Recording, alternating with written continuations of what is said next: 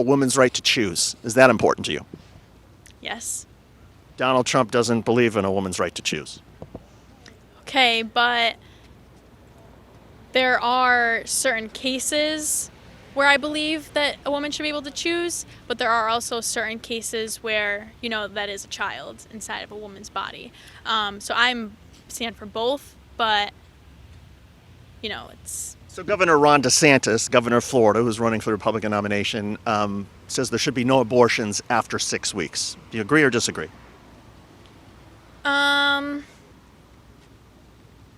I agree with that.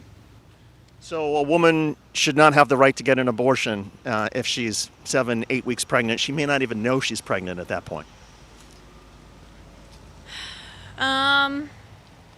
I believe that most likely she will know at that point, but if she doesn't, of course, baby has been growing inside of her for 6 weeks, so it's, you'd be killing someone if you did an abortion.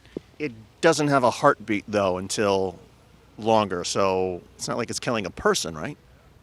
I still believe that it's killing a person, because that is still a human being inside. No, it doesn't matter if they have a heartbeat or anything, there's still fetus growing inside of someone, and that mom is still going through many symptoms and, her trimester symptoms to carry that baby, whether they have a heartbeat or not. This exchange is a great example of how a young college student has found herself entrenched in a belief system she may not have completely thought through.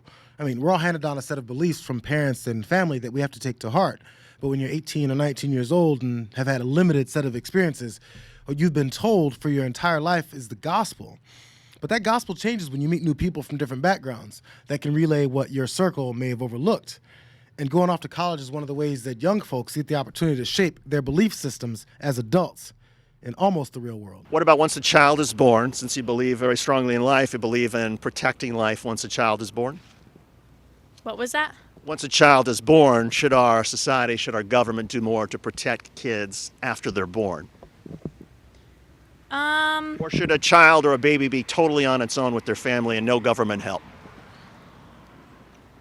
It depends on the circumstance. Again, it's if a parent decides that they become a parent, they should be responsible for taking care of that child. Of course, there are certain circumstances where teen moms, single parent families, who I believe that they could use some assistance, but for the most part, it's like they're choosing to become parents, and they should. But it's not the child's fault if they're born to a parent who can't take care of that child or can't feed that child. It's not the child's fault, right? So shouldn't our government at that point step in and try to help? Yes and no. That's just what I believe. What's your major, by the way, at University of New Hampshire? Human Development and Family Studies. Okay. So what do you want to do when you graduate? I plan to go into the education field or law. I'm very interested in law. I feel like this student's going to figure out the differences between the absolutely narrow-minded things she's been told versus how people in the country actually operates. She mentioned the word choice and choose multiple times throughout that interview, not really understanding that believing the right to choose doesn't mean that you want women's pregnancies just aborted for sport. And the many reasons that people do choose to abort are details that are never brought up. It looks like she heard just a couple of them for the first time when she was talking to David Schuster.